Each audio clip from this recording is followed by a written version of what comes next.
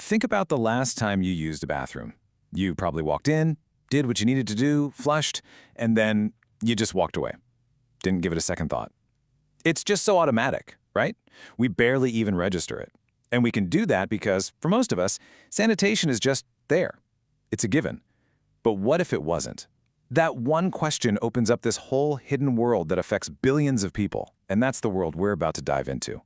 This idea hit the author, Rose George, like a ton of bricks during a conversation with a waiter in Liberia. He actually laughed at her, and in that single moment, her whole concept of a toilet just shattered.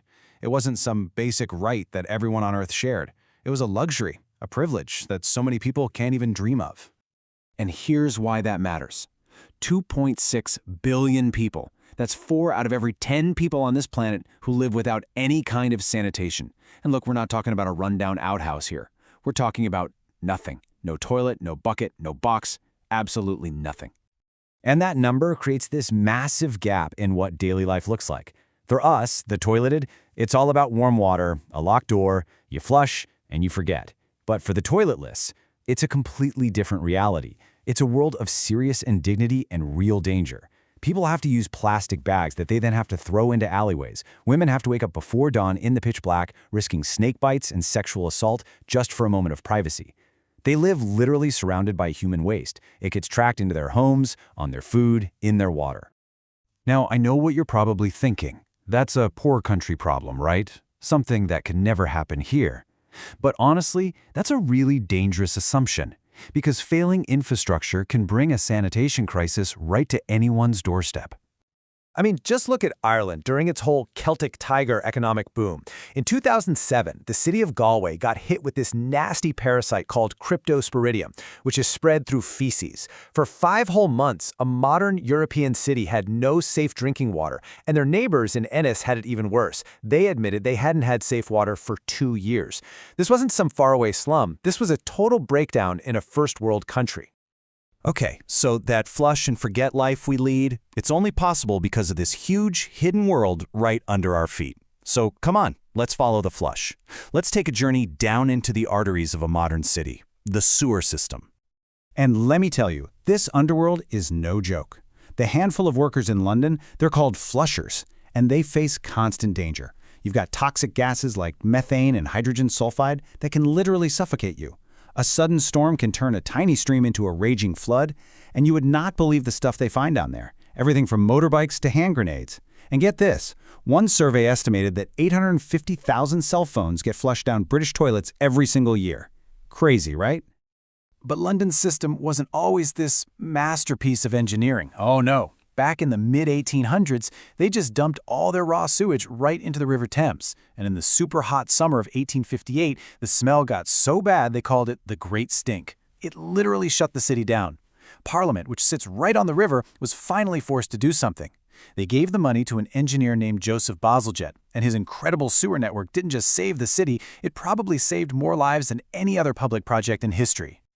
So, Bazalgette was the hero of his day for sure. And today, we've got a new breed of, let's call them, toilet warriors. These are the champions, fighting to drag this hidden crisis out into the open.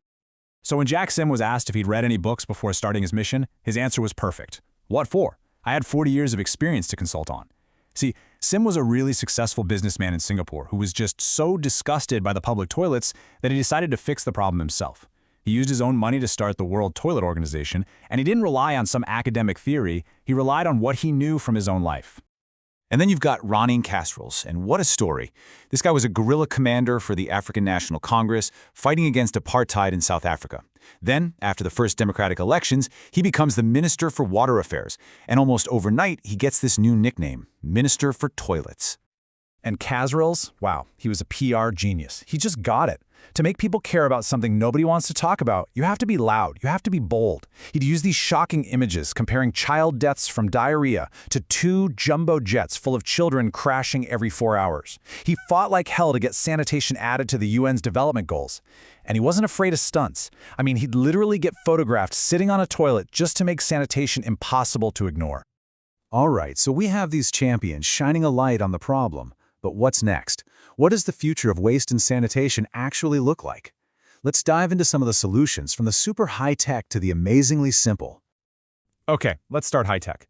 In Japan, the entire toilet experience was completely turned on its head by something called the washlet.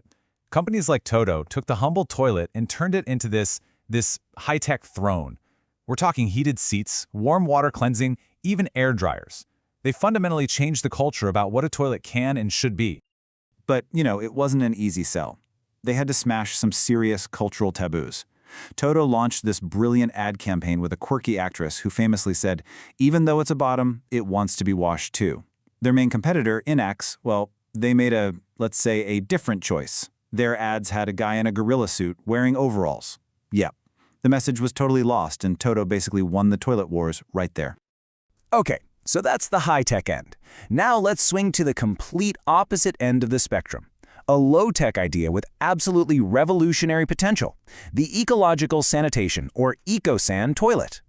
The concept is actually pretty simple, but it's incredibly powerful. Instead of using tons of clean water to flush everything away, an EcoSan toilet separates the liquids from the solids right at the source.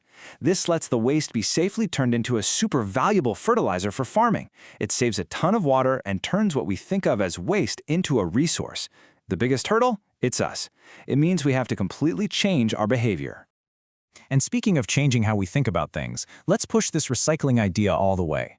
I'm going to ask a pretty controversial question here. It might sound gross, but would you drink your own pee? Because the future of water might just depend on it. $23.4 million. That's how much the toilet on NASA's space shuttle costs. And why so much? Well, think about it. In space, water is unbelievably precious. It costs $40,000 to send a single gallon into orbit. So this toilet is an engineering masterpiece designed to do one thing: recycle every single drop of moisture from breath, from sweat, and yes, from urine, back into perfectly pure drinking water.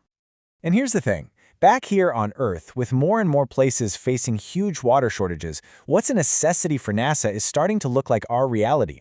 The technology exists to take municipal wastewater and purify it to the point where it's cleaner than most tap water.